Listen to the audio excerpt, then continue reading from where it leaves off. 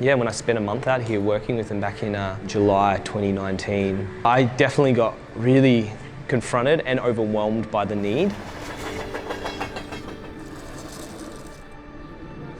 But when I got to meet the kids, there was three main reasons why they were down there. And it was number one, home wasn't safe. It wasn't, or they didn't have a home, or they didn't have safety at home. It was better to be out of home than be at home during the day.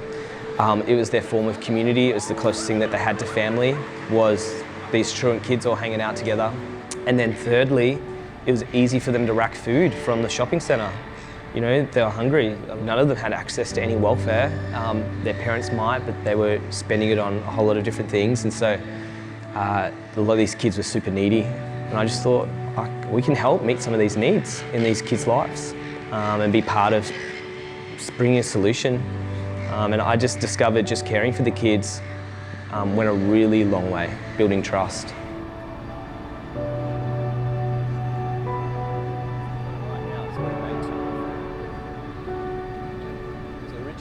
And so I thought, well, we should build a healthy form of community.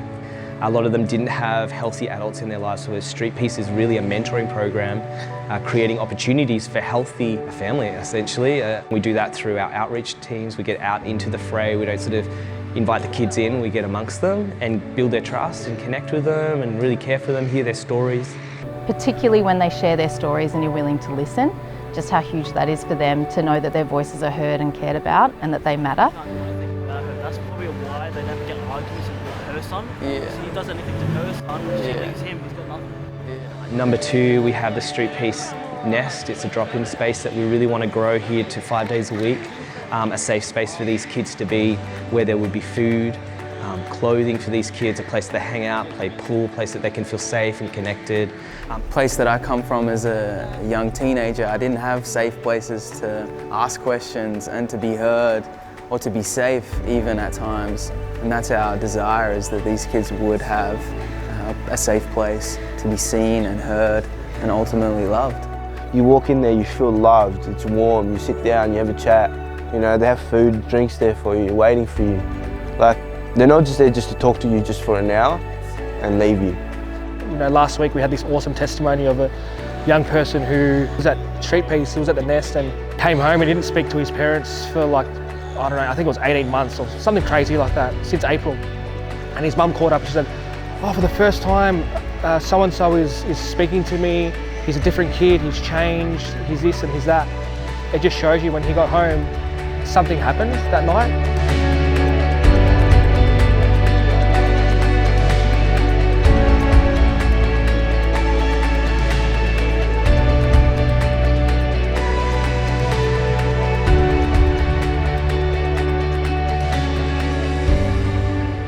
And then we've got Street Peace Works, because we realise some of these kids, if they want to change their lifestyles, they need to be given different opportunities, and so Street Peace Works was launched. A lot of these kids don't have the basic skills, and we talk about soft skills, to keep a job. They haven't had the opportunity, they haven't had that model to them, and so a lot of these things have to be, you can't learn them in a classroom, they need to be taught, or rather caught on the job site. And we're already seeing just crazy change in young lives through healthy relationship. It changed my view, because I'm kind of getting a view of the criminal way and a view of the right way, and this is the way I want to do, and that's the way Jay showed us. Yeah, not just working full time, just like, you know, talking to them and then hearing their stories and then kind of like relating to them. Yeah, it helps me like let stuff out that I haven't let out before, to be honest. Getting this job was life-changing for me because it was getting me out of the house, it was making me do something.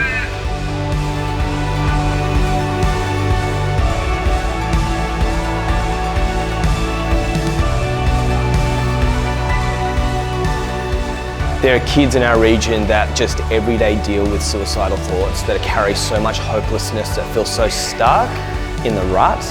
They've never ever had anyone believe in them, and so they're always being pushed down, and we're there to actually say, you know what, we believe that you have a hope and you have a future.